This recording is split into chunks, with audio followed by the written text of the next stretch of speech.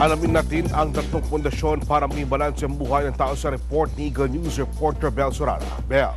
Napakahalaga ng pagkakaroon ng malusog na kaisipan upang mapagtagumpayan ng anumang hindi magandang mararanasan o mararamdaman.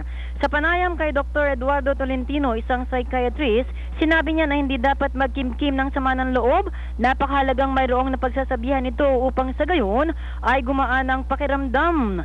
Dapat lang anya na matiyak na mapagkakatiwalaan ang sasabihan, tutulong at magbibigay ng pag-asa. Sinabi din niya na may tatlong foundation o pundasyon upang maging balanse ang buhay ng tao at magkaroon ng malusog na kaisipan. Balance. Hindi lang lahat ay trabaho. Or, ang mga kabataan, hindi lahat ay laro.